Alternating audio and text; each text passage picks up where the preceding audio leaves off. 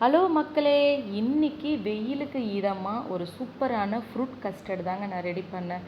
அடிக்கிற வெயிலுக்கு ஏதாவது கூலிங்காக குழந்தைங்களுக்கும் வீட்டில் இருக்கவங்களுக்கு செஞ்சு கொடுக்கலான்னு நான் முடிவு பண்ணிட்டேன். ஸோ அதனால் கஸ்டர்ட் பவுடரும் வீட்டிலே இருக்குது. அதனால் இன்றைக்கி வந்து ஃப்ரூட் கஸ்டர்ட் தாங்க நான் ரெடி பண்ண போகிறேன். நம்ம கடைகளில் நம்ம ஃப்ரூட் மிக்சர் குடிப்போம். ஸோ அதே மாதிரியே வீட்டில் ரொம்ப ஹைஜீனிக்காக ரொம்ப சூப்பராகவும் நம்ம இந்த ஃப்ரூட் கஸ்டர்டை செஞ்சு கொடுத்தா குழந்தைங்க ரொம்ப விரும்பி சாப்பிடுவாங்க. ரொம்ப ஹெல்த்தியானதுங்க. கண்டிப்பாக செய்யுங்க. நான் இந்த ஃப்ரூட் கஸ்டர்ட் செய்கிறதுக்காக 1/2 லிட்டர் பால் மட்டும்தான் எடுத்திருக்கேன். எங்களுக்கு நாங்கள் 4 பேர் இருக்கிறதுனால இந்த அளவு போதும். அதுக்கப்புறம் பார்த்திங்கன்னா பாலில் தண்ணி விடாமல் நல்லா பாலை காய்ச்சிக்கோங்க. கொஞ்சமாக மட்டும் லைட்டாக அந்த பால் சொம்பில் அலசுகிற தண்ணி மட்டும் கொஞ்சமாக ஊற்றிக்கோங்க, போதும். அதிகமாக தண்ணி சேர்த்துறாதீங்க. அதுக்கப்புறமா 3 ஸ்பூன் அளவுக்கு கஸ்டர்ட் பவுடர் எடுத்திருக்கேன். அந்த கஸ்டர்ட் பவுடருடைய பாலும் கொஞ்சம் சேர்த்து நல்லா கட்டி இல்லாமல் நல்லா கரைச்சிக்கோங்க.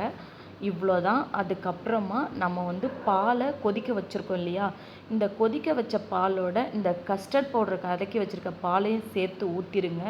நல்லா கட்டிப்பதம் இல்லாத அளவுக்கு நல்லா கிளறிக்கோங்க. கிளறாமல் விட்டிங்கன்னா கட்டி கட்டியாக ஆகிடும். ஸோ இந்த பால் வந்து நல்லா கெட்டி ஆகிற மாதிரி நல்லா கரண்டி வச்சு நல்லா கிளறிக்கோங்க.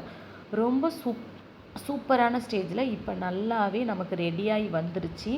இப்போ இந்த ஸ்டேஜில் நான் அடுப்பை ஆஃப் பண்ண போகிறேன். அதுக்கு முன்னாடி உங்களுக்கு சர்க்கரை எவ்வளோ தேவையோ அதுக்கு தகுந்த போல் சர்க்கரை சேர்த்துக்கோங்க. எனக்கு ஸ்வீட்டுக்கு தகுந்த போல் நான் சர்க்கரை சேர்த்துக்கிட்டேன். இப்போ நல்லா கரைச்சி விட்டுக்கோங்க. இப்போ உங்களுக்கு பார்த்தாலே தெரியும், அந்த கஸ்டர்ட் பவுட்ரு நம்ம காய்ச்சி வச்சுக்கிற பவுடரோடு சேர்த்து நல்லா கெட்டி பதத்தில் ஒரு சூப்பரான லெவலில் கிடச்சிருச்சு. இப்போ இந்த ஸ்டேஜில் நம்ம கூல் பண்ணிடலாம். கேஸை ஆஃப் பண்ணிவிட்டு ஒரு 3 மணி நேரம் கூல் பண்ணதுக்கப்புறம் இன்னொரு பாத்திரத்தில் எடுத்துக்கலாங்க. நான் இதுக்காக ஃப்ரூட்ஸ் என்னென்ன எடுத்திருக்கேன்னா, ஒரு ஆப்பிள் எடுத்திருக்கேன், ஒரு மாதுளம்பழம், 2 பனானா, கிரேப்ஸ் கொஞ்சம் எடுத்திருக்கேன். இவ்வளோதாங்க. இப்போ வந்து கொஞ்சமாக கிரேப்ஸை கட் பண்ணி வச்சுருக்கேன், அதையும் இதோட கொட்டிக்கலாம். அதுக்கப்புறம் வாழைப்பழத்தை நல்லா பொடிசாக கட் பண்ணியிருக்கேன், அதையும் இந்த பாலோடு சேர்த்துடலாம். அதுக்கப்புறம் பார்த்திங்கன்னா ஆப்பிளை பொடிசாக கட் பண்ணிக்கோங்க. அப்போ தான் குழந்தைக்கு ஊட்டும்போது கொஞ்சம் கடித்து நல்லா மென்று சாப்பிடுவாங்க.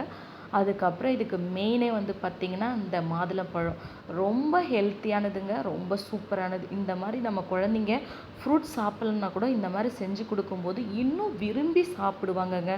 ரொம்ப ஹெல்த்தியானது, ரொம்ப சூப்பராகவும் இருந்துச்சு. இந்த வெயிலுக்கு இதமான நான் வந்து இன்றைக்கி இந்த ஃப்ரூட் கஸ்டர்டை ரெடி பண்ணேன். ரொம்ப ஹஸ்பண்ட்லேருந்து குழந்தைங்கலேருந்து விரும்பி சாப்பிட்டாங்க. நீங்களும் உங்கள் வீட்டில் கண்டிப்பாக செஞ்சு கொடுங்க. ரொம்ப ரொம்ப விரும்பி சாப்பிடுவாங்க. நாங்கள் பக்கத்து வீட்லேயும் கொடுத்தேன், ஆன்ட்டி வீட்லேயும் ரொம்ப சூப்பராக இருக்குதுன்னு சொன்னாங்க.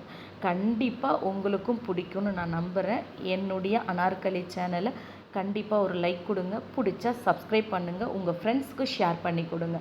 நம்ம குழந்தைங்களுக்கு வெளியில் வாங்கி கொடுக்காம வீட்டிலேயே ஹைஜீனிக்காக ரெடி பண்ணி கொடுக்கலாம். Bye by.